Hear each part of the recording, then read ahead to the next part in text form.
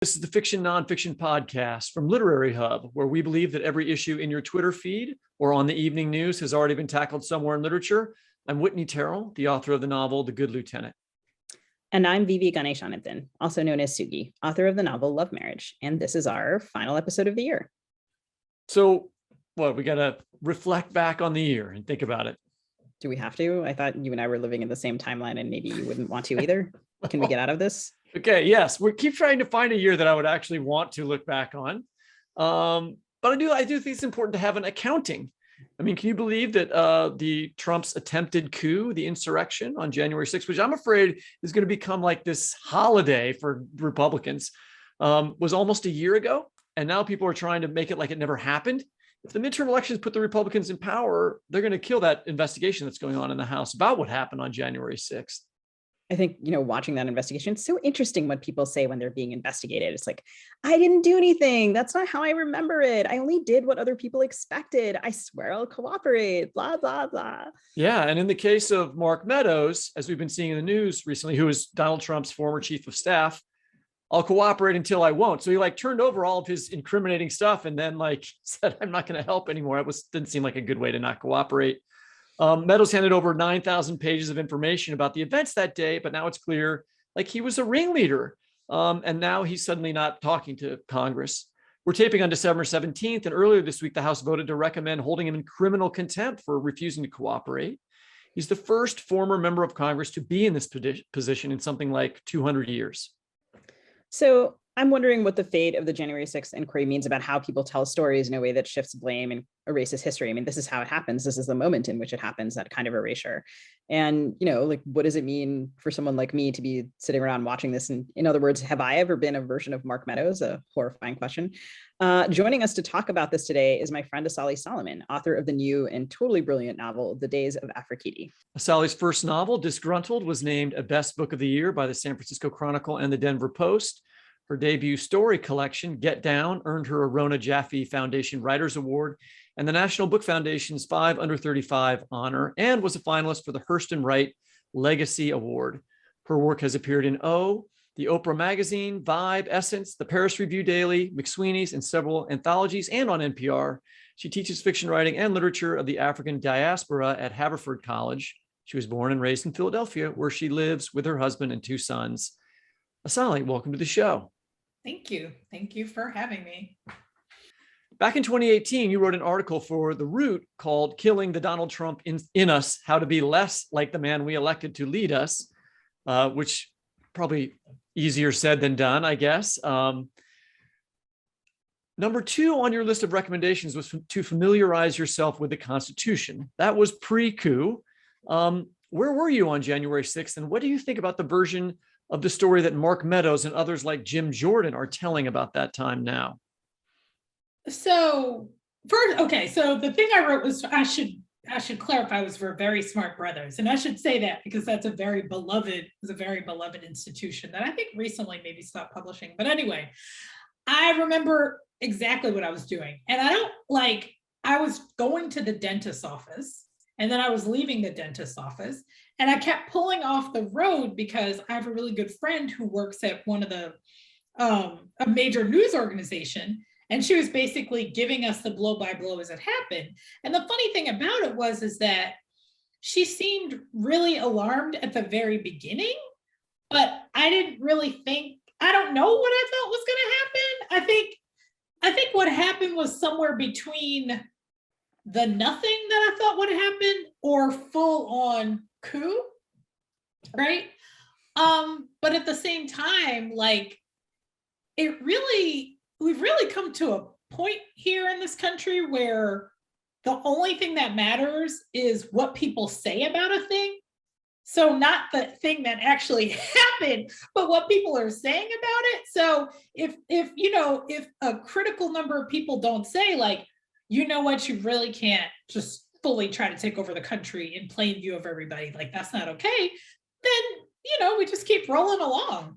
Incidentally, I really didn't study the Constitution during years like I should have, but I did hear a lot more about it in the news. I didn't know what the 25th Amendment was. before. But I think the other thing I realize is that the Constitution doesn't really matter to the people who claim it matters to them. And that's like the really biggest problem here. Yeah, I don't know, Sugi, I don't know what you thought, but I thought at the time, and I have completely changed my opinion on this, that like, I thought this is bad, don't like it. However, it's really actually going to be good for Democrats, and this will put Trump beyond the pale of political, and that was not at all what happened. And I really was surprised at how much the abject, like how many people have accepted the big lie, like really become part of the political fabric of America now.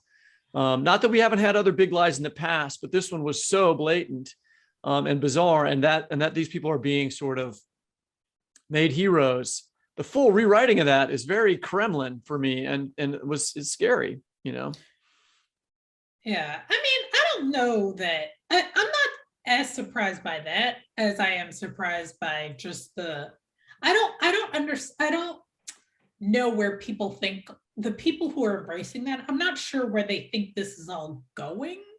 Like, it's not going to go anywhere good, Well, I think they think it's going to go to, like, we're putting in place the ability to make elections be non-democratic. I just think that's it.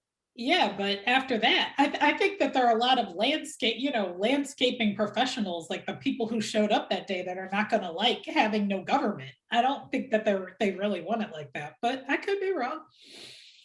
Yeah, I don't know. It's this kind of like, it's this really interesting myth making, like watching the January 6th select committee. You can see all these people who sort of come forward and say, I never said X. And I'm like, but here is a document in newspaper. Yeah, no, they can just keep saying that, right? Yeah. I mean, that's how it works now. It's like you just keep saying whatever you want to say, regardless of the actual facts in front of you or behind you, Yeah. That's what I'm talking about in terms of Kremlinology, where you would read about, like, they would erase somebody, literally take them out of photographs when they became discredited with the administration, as if that person no longer existed in the Soviet sort of government space. And I feel like the Republican Party is completely fine with working history in that manner. And doing it so openly I think they've always been fine about erasing parts of our history, most of things that have to do with race and class, right? But to do it in this sort of direct manner seems like a new development to me. I mean, for me, there is some of that, but I also feel like so much of what's happening, like you said, it really is about them. I mean, for so long, like the United States has been sort of like had a party line about democracy and freedom and been like a really vicious oppressor of minorities. And so that was always a kind of like double speak, I think, in a way that now it just is like affecting larger swaths of people, and they're sort of blowing off larger swaths of people. And I think that's kind of, so in a sense, even though it is different, I think it's a widening of what's always been there. So one of the things that your novel is interested in is this kind of like erased history and ways in which it resurfaces or kind of takes its toll on people's personal lives also. And so I want to come back to Mark Meadows and his shenanigans. But I also want to set the scene of your book a little for our listeners, and feel like I can see some of the ideas and interests from the Very Smart Brothers essay in the novel. And The Days of Afrekete is an intensely political story. The protagonist, Liselle, is a queer Black woman who's the wife of Wynne Anderson, an aspiring white politician who's being investigated by the FBI in the form of like a Black FBI agent, which is kind of an interesting touch there. And she's also the only person in her husband's circle who's kind of aware that this is going on.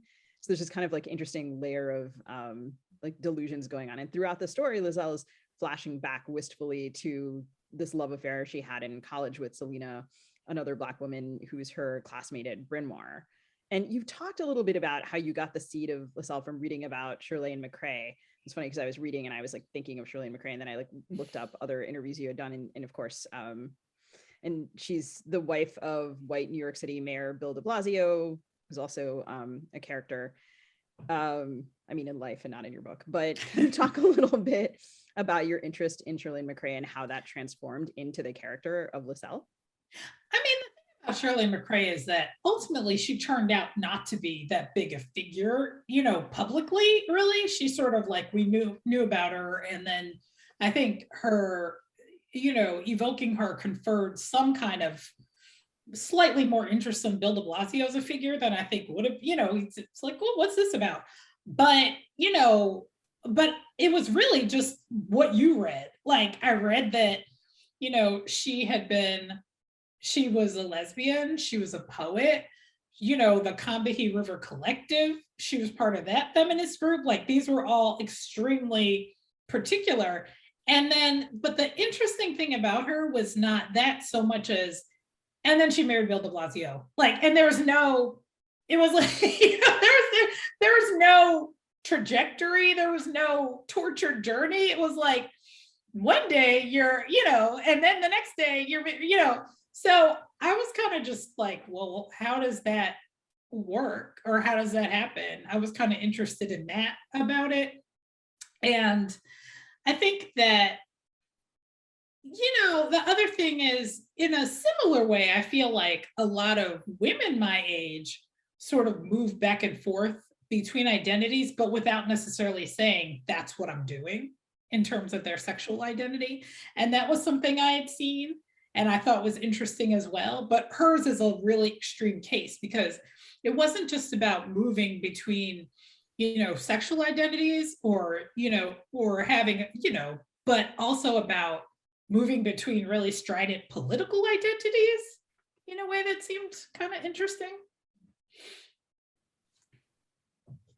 I was just thinking about, I was wondering if talking about moving between identities, like we talk a lot on this show about crossing identities as writers and how difficult that is. So what sort of preparations did you make as someone who is in a heterosexual marriage, if I understand that correctly, to write about this community and a character like that? I mean, I think that a lot of what I do comes definitely from knowing other people or talking to other people. That's what I always say. It's not like I only know one kind of person. No, I mean, it's true. And then so much of it is also rooted in books, that I think some of it comes from there, from thinking about like Audre Lorde Zami, which is a book that's heavily in this book, or even Sula, which is a book that's not a queer love story per se, but definitely has this really intense attachment between these two women. And even, Mrs. Dalloway also has this thread of suppressed, for sure, queer desire, right? And so between sort of like knowing people and thinking about things, just sort of trying to think my way inside out, and the books, I think there was that. And the thing that I felt more nervous about was writing anything about politics, because I'm interested in like politics, capital P, like power struggles, but I'm not interested in politics, little p. And honestly, like I think part of my interest in writing this story has to come from the show The Good Wife, which is like a few times I was like actually became interested in like the kind of like West Wing politics that like I was not really interested in at all. It's interesting that you say that, because the characters in the book, I mean, I grew up, near the DC area, and like whether I liked little p politics or not, I was going to be kind of drowning in it for like my entire childhood. And the characters are so much more than types, but also I feel like they could spring like right out of the page into political circles that I've seen or know, like the conversations that they're having.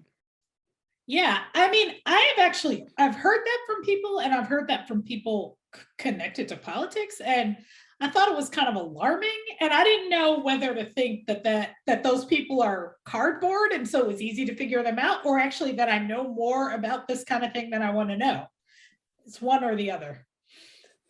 All right, so here's the thing about where we get to character names that I've been reading and then saying one way, and then Sugi says the character name a different way, and I want to ask the author, like, so is it, you said Liselle? Is that what you said? Because I was saying Liselle the whole time. No, I said Liselle. Oh, okay, Liselle. All right. I thought I also said Liselle. Sugi, I thought you said Liselle. All right, never mind. No, we're all on the same page. No, but there are a lot of riffs on that, because there are all these people who keep messing her name up. And so like the part where Wynn's dad is talking about Liselle, who's like from The Sound of Music, like, so it makes sense, but it's Liselle.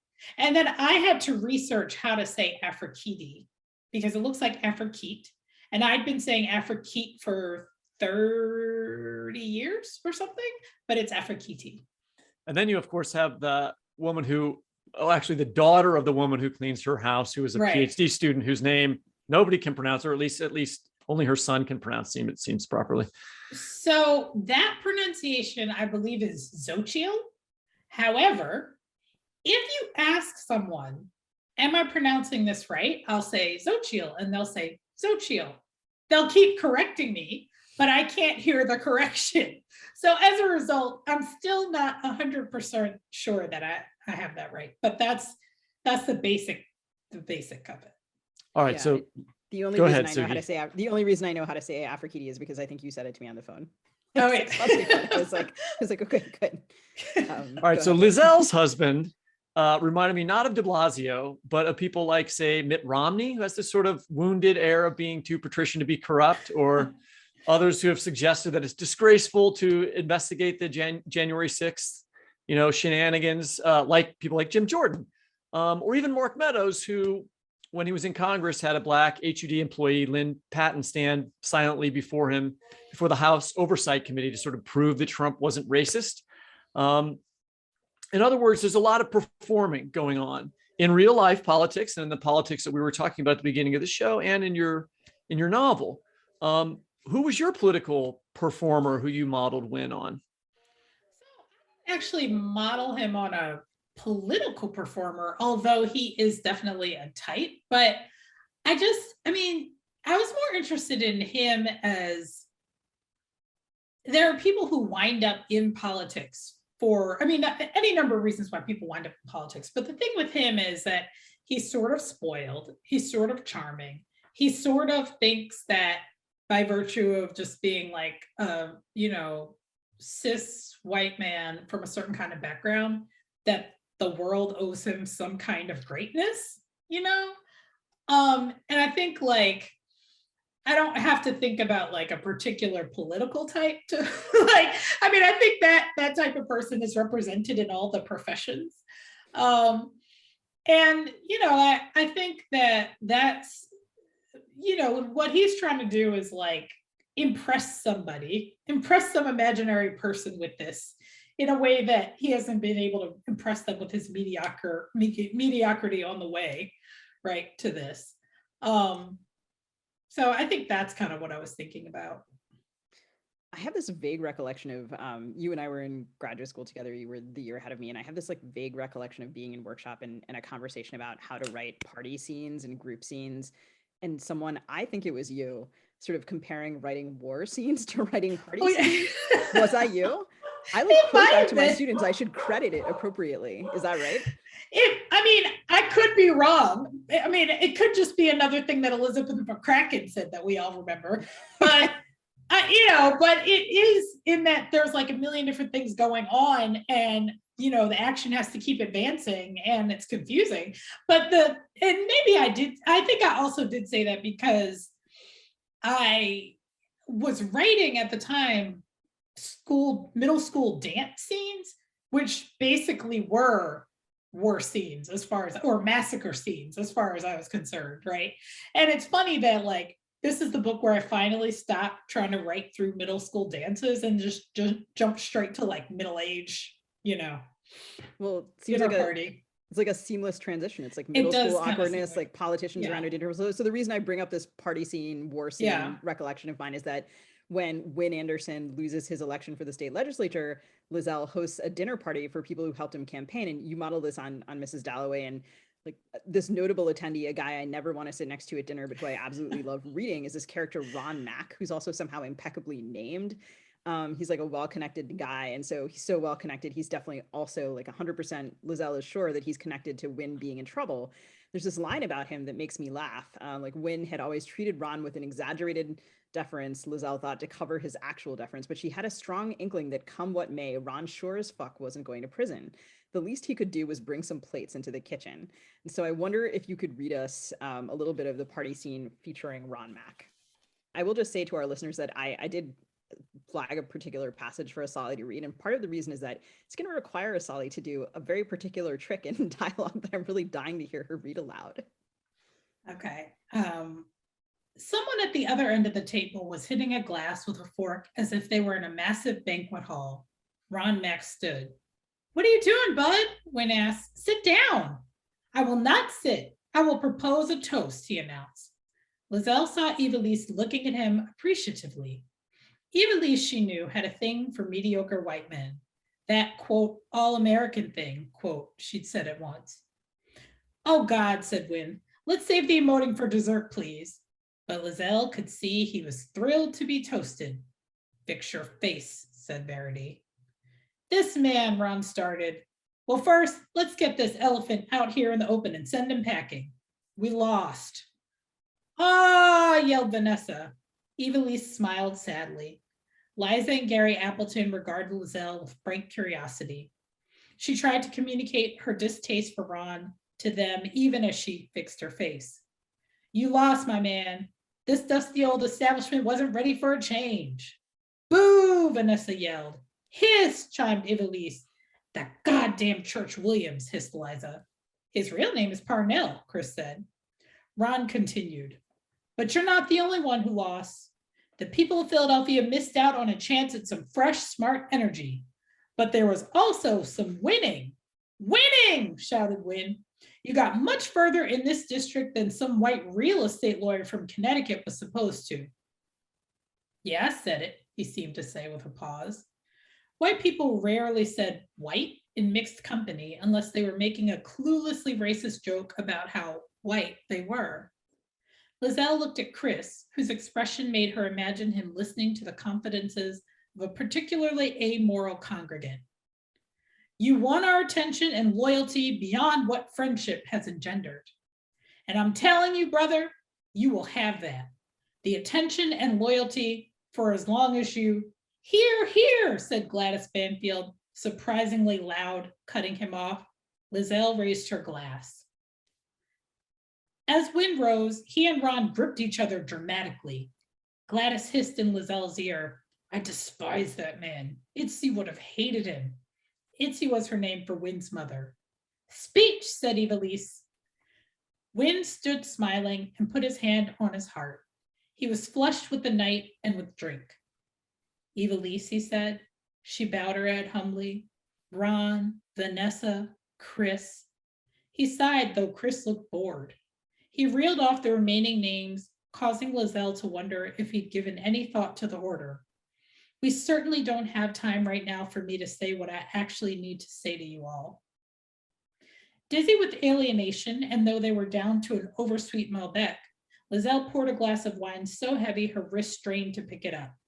It had been smart of her to send Patrice away. She thought of a song he liked. He would bark, "Leave it on," when it came on in the car, singing a sing-songy new rap song.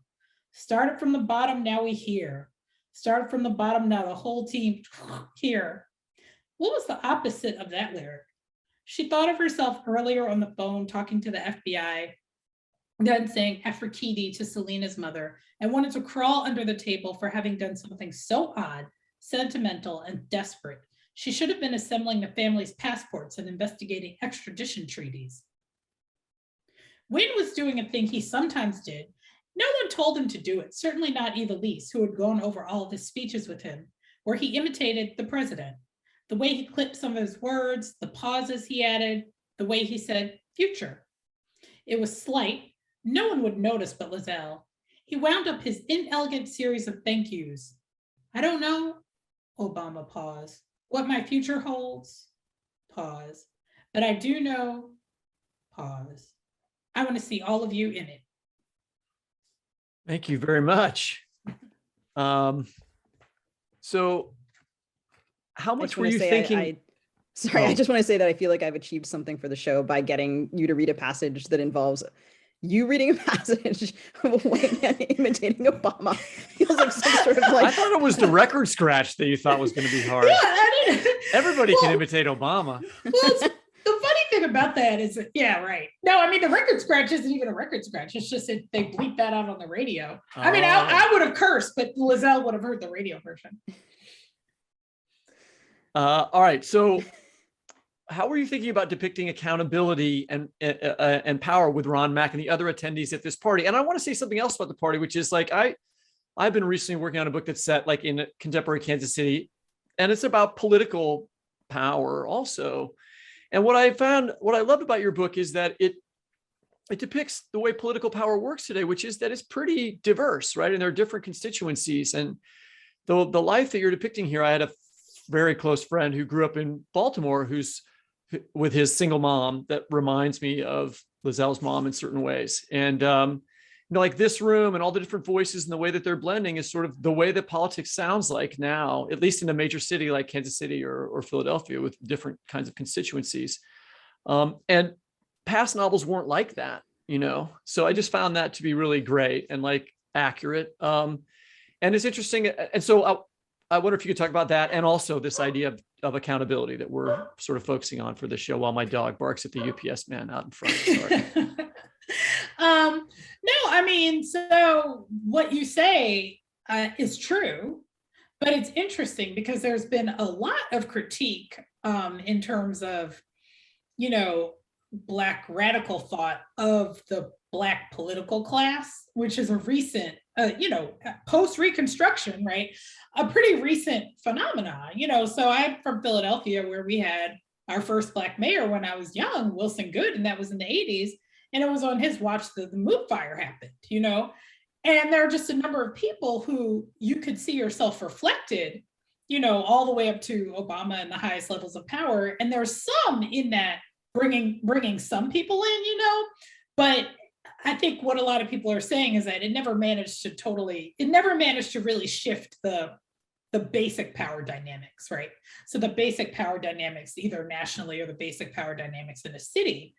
And so in terms of the accountability issue, I mean, I think like the other thing I think that happens a lot in politics, and, I've learned this from reading the news, but then also the watching of The Good Wife, or even something like The Wire is like, so a lot of it really does have to do with like people who like and just trust other people and feel like they're going to scratch their back. And then, it becomes a whole thing, so it's like, when you think about why different constituencies get the things they're looking for or why others don't, I mean, I really feel like the past, 10, 20 years, I've been made to think so much about how for a lot of elected officials, their job is just to keep getting reelected, and not actually to make any kind of changes or fight necessarily for anything, but just the real focus on getting reelected is like the main thing. And so I think if that's the main thing, then accountability really can suffer quite a lot, because to whom are you accountable when, you're really thinking about getting reelected, not necessarily in terms of the electorate, but in terms of like fundraising or who's going to basically buy your way into the next election, right? Well, I want to talk about that in terms of this committee that's investigating the January 6th and all the happenings that we leading up to that, including all these text messages and stuff that's been in the news. There are some people who are actually asking for accountability, like Liz Cheney and Adam Kinzinger, who are Republicans who are on that committee. And of course, the Democrats are, but you could argue, Fox News would argue, well, they're just biased. They just want to smear the Republicans, Who is going to ask for real accountability here? Should we be crediting Cheney and Kinzinger for crossing party lines and doing something like that?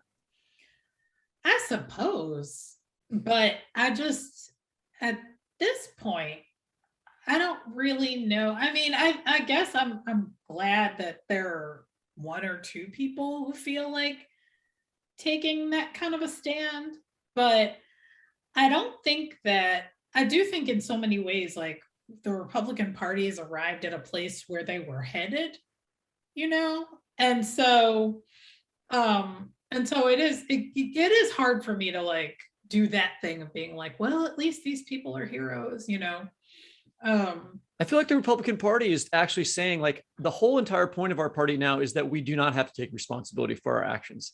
That's finally where we've gotten to. We want to do this. We don't care if it's wrong, and we don't want to take responsibility for it. And this is what we're doing. But it's actually, I mean, I think it's actually more psychologically complicated than that, because so much of it doesn't have to do with making anyone's life better. It's not as if, oh, I'm making your life better at the expense of your life, right? Like the idea that you would have a party of people who would advocate against vaccines and masks in school and fight to the death for that. Like, I'm not totally sure whose interests. No, I'm serious. Like, Question. I understand like the naked will to power. I understand how you have, in other countries, like these people, I'm holding up these people and the rest of you can suck it. Like, I get that. But this is like, the way I'm holding up these people is by endangering their lives. Like, that's where I lose the ability to like sort of think. The connection that I make to that is that I think that there's an intuitive understanding, and perhaps it's more explicit with somebody like Trump, that we have to break the adherence to truth. There's at least an official adherence to truth in American politics, and we have to break it, and we have to actually create a constituency of people who are willing to believe lies and knowingly do that, so that we can take over this government knowing that we're in the minority. But after they do that, then are they going to tell people to get vaccines, or are they going to continue to be like, let's be the worst we can be all the time? I think they're going to continue to be. I think they're going to continue to be the worst they can be, because, right, I mean, I see what you mean about the will to power, but I think it still is the will to power, because, right, like the people who they're playing to, I mean, I guess what you're suggesting, and this makes sense to me, is that they should be playing to their voters, but like they've undermined the importance of voting such that they only really need to play to the Koch brothers or like whatever other like garbage big pharma. So like they are actually like they're playing to the people who will keep the economy going at the expense of like essential workers, et cetera, and like they'll just pretend that those people didn't die. And that they're not currently dying. I hope that they get haunted to the ends of the earth. And like going back to the thing you were talking about before, like the sort of back scratching, right? Like Kinzinger said he's not running again. So, right, he's not operating. He's like taking himself out of that favor training. And Liz Cheney is sort of like, I don't know, she doesn't do it that dramatically to weirdly give a Cheney some credit, which I'm struggling to do even as I say it, but like she's sort of saying that I think she knows her political future within the GOP is like not going to be good after this. I mean, the other thing is like legit, she's the child of a war criminal. Like I just that's why I'm like there's bile in my throat as I say hard to it's one of those things. So I mean I'm glad that one person seems to be against the straight up coup, but also what a shabby coup that was. It was so shockingly gross. But it is hard for me to fully say like, oh, she's like an American hero or whatever. Oh no, I definitely don't. I wouldn't say that. I'm sort of like, she's gotten over the very low bar the GOP has set. But yeah, I take your point. Like I can't, it's not in me to cheer for a Cheney. So we're talking about people kind of admitting fault, and when we're not admitting it, and Wynn is not exactly unique in being bad at copping to things that he's done, or what I think of it as his entitled audacity. And the book is kind of full of references to stories people don't exactly want told. There are references to the 1985 move bombing, which you've already mentioned, and which has been in other works of yours. The corrupt and racist Philly police commissioner and mayor, Frank Rizzo, and also more personal stories like Lizelle's short love affair with Selena's 4 months at Bryn Mawr. She keeps returning to it and thinking about ways in which it's erased from her present life. And I wonder if you can talk a little bit about how Liselle compares to the people around her in terms of kind of complicity with the status quo. There's some really interesting dynamics going on with class, I think. Well, that is a question that I thought a lot about, and I thought a lot more about it as I was writing the book than I think people have asked me about it. And that's also the reason for setting it during the Obama presidency. What I realized during the Obama presidency is that until there was actually a Black person in the White House, I felt like Black people had a greater degree of plausible deniability of being implicated in whatever this bloody thing is that is America in a different way, and I think that, in a lot of ways that's still true. A lot of Black people are a lot poorer than other people, extremely marginal in a lot of ways, targeted for violence in different ways. But at the same time, the fact that we pulled the lever and cheered for somebody who became the most powerful person in the world in this country that doesn't really do a lot to, promote the fortunes of anybody except its richest citizens, I think took a new level of kind of responsibility at that point. And I think with Liselle, she thinks of herself as somebody who is marginalized, who's fighting, who's sort of oppositional in these ways. She's a Black queer woman who grew up in kind of a working class house in Philadelphia. But the question becomes, when you attain certain kinds of economic and social privileges, does that then change your status, right? In these more ethical ways, right? And so I think the whole scene with her and Xochitl and thinking about what it means to have somebody clean your house and just literally just do these things for you, does that put you in a different kind of position ethically? Is it basically just unethical? And I think that she's better than a lot of the people in the book, but Lizelle's also made this decision to create a sort of comfortable life for herself where she could actually avoid being oppositional and marginalized in a lot of the ways that she imagined if she had made a different kind of choice. And, I don't think that that's necessarily unethical in that in and of itself hurt anybody, but it does compromise her as a person. And it compromises in some ways the quality of her emotional life too. I felt like Selena was in a way, played the role of her conscience. Selena is affected by and can't ignore the past and things like the move bombing and can't accommodate herself to power in the way that Liselle is able to, right? And that's part of one of the things that I think Liselle loves about her. Does that make any sense? Oh, definitely. Okay. And I think that oddly though, Selena there's this moment in the book where Selena it's this crazy rainstorm and she suddenly sort of has this flash about climate change and climate disaster. And I was like, well, I'm always depressed all the time. And now I have a good reason to be depressed all the time and I'll be good. And there's something also, I think, about Selena that's useful for Liselle, who I think Liselle would posit herself as very resilient, but in a way, living so close, with your nerves so close to the edge, there can be a kind of resilience that comes from that as well, I think. So it's interesting though to think about Selena as Lizelle's conscience. Selena is also partly modeled after Septimus Smith, who's the character in Mrs. Dalloway, who, while other Londoners are having dinner parties, is going through this day where he's really suffering from his post-traumatic stress as a result of having fought in World War I. And so that too is a book about people who are sort of whiling away the hours in these sort of leisure class pursuits, having deep thoughts, while other people are in different kind of battles, in the same urban space. I really like also your comments about once you take power, or once you become involved in power in American politics, you own it in certain ways, right? And so it's harder to remain innocent. Kansas City, has, like most American cities, had a long string of white mayors, and then finally had a black mayor. And then now there was a time of during the Obama era when almost every person of power was African-American male. It was, the head of my university and the police commissioner and the mayor and the congressional representative, and when you have that power, then you're connected to the things that the American government is doing. And, during that time, we were fighting the war in Iraq, and so there's that complexity of once you attain power, then you're sort of connected to the bad parts of power as well. I mean, it seems like partly the book is about that also.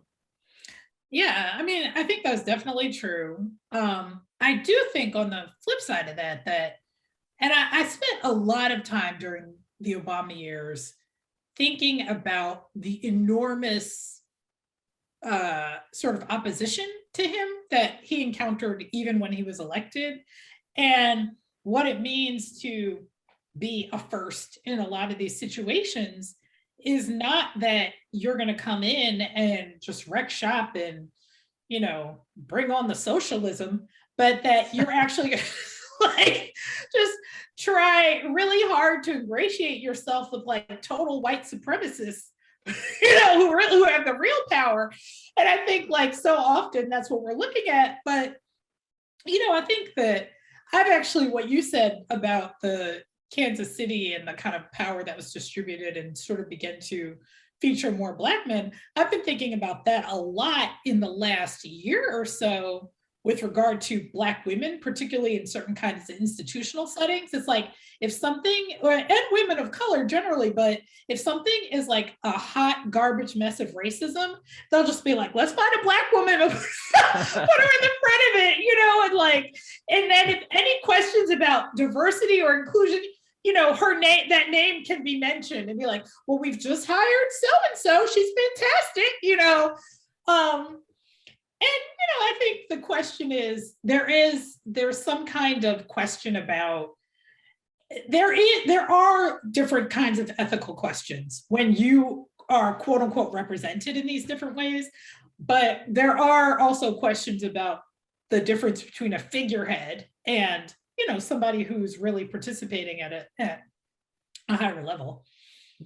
Yeah, I have to take a very small detour here and say that like one of my sort of feelings about this question of like who's in power and how people react to it is like, it wasn't that long ago, like directing a creative writing program was like a super prestigious thing. And like, I don't know, kiss the baby, shake the hands, et cetera. And it's so interesting to me that this wave of like anti-intellectualism and kind of questioning of the value of MFA programs accompanies like women directing a lot of programs and like many women of color. Do you want to come direct my program? Because I'm directing my program.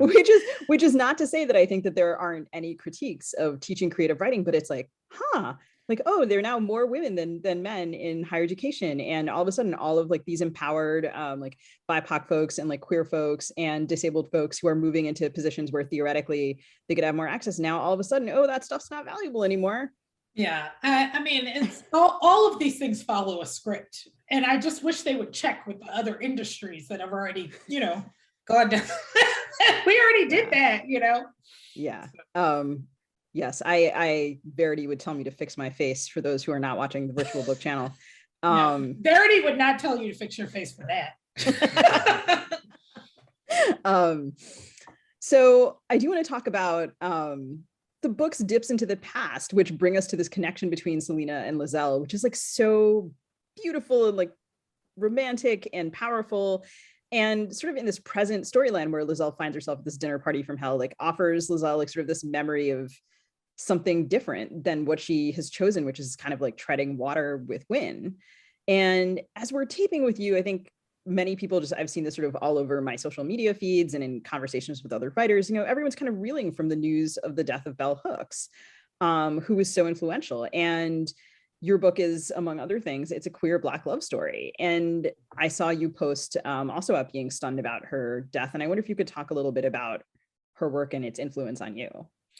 So I texted somebody and I said, Bell Hooks was my college, and she was the first person I read who really allowed me to see myself in the world in a way very clearly as in terms of like representation, and really just in this very sort of erudite but also accessible and also passionate language of analysis and thinking about what it meant to be a Black woman encountering the literature and images in this world. And I think it's there's certainly a lot of people that I read and, affected me in different ways of the previous generation. So like Angela Davis or somebody like that. But Bell Hooks had this, it was the first time I could imagine myself being the person writing theory and scholarship.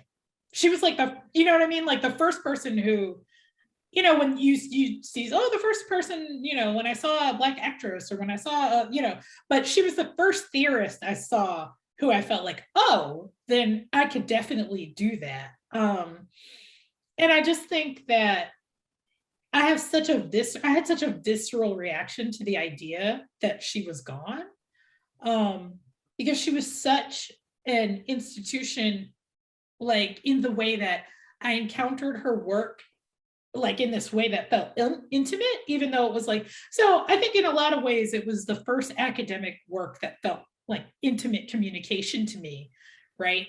So often you feel that often about fiction, or you might feel that about poetry, literature, right? But she was the first person with whom I felt intimately connected through this kind of work, right? And, you know, she's the foundation of just so much, you know. What of her books, which of her books did you read first? I think I had Teaching to Transgress first, but I'm curious about what you read. Black Looks, definitely Black Looks, which had a lot of stuff about, it has an essay called The Oppositional Gaze. It has a lot of stuff about media consumption. And at that time, I was in college and I was thinking a lot about hip hop, and I wound up writing like a thesis about representations of women in hip hop. And so just puzzling through these representations that were definitely about asserting Blackness in a way that I found really affirming, but asserting masculinism in a way that I found harmful. She is one of the main people who, even though she wasn't necessarily writing about that, people would sort of use her work to really think through that in a way. So that's when I thought about, like, as soon as I saw the headline, I imagined the cover of Black Looks, right? Like this Black Native person on the cover, you know, that's like is a really iconic cover. Yeah. Well, yeah, I think, I don't know, I feel like it's been really helpful to me to hear about all the different writers and artists who have talked this week about ways that they were influenced by her work. And of course, this was sort of like very much on my mind as I was preparing for this episode. And I appreciate you're talking about that. And I think, it sounds like she's a big part of the reason you got a PhD. I mean, I remember when we were in school, you would arrive from sort of the middle of, was it the middle or the end of your PhD? And I was like, wow. It was the end. Yeah. No, I was after my PhD actually. Okay. Yeah. And yeah, I think I just sort of like, there weren't that many of us who had come, who were sort of melding, who had like critical backgrounds with the degree and depth that you had it. And so like, it sounds like, is she a big part of the reason that you also do that? I mean, I think that I feel in some ways that I pursued teaching, but I've not published any scholarship. And I think part of it was the feeling that I really couldn't do both at the same level or at the level that I wanted to. But it is really hard to actually parse like the difference between me thinking about things and bell hooks. Like there's no way to like, you know, and so this week has really caused me to reflect at how much that was a part of me actually thinking that I would move on that path at that time, you know, and being able to really try to build some kind of like, you know, attitude towards analysis that was extremely flexible, that would allow me to move between like hip hop music and like the January 6th like foolishness with a critical mind, you know. Well, I very much kind of felt that influence as I was reading, and listeners, I just want to remind you, don't miss the Days of Afrekete, which is also just named a New York Times Best Book of the Year. And congratulations on that. And thanks so much for joining us, Asali. Oh, thank you so much for having me. Thank you.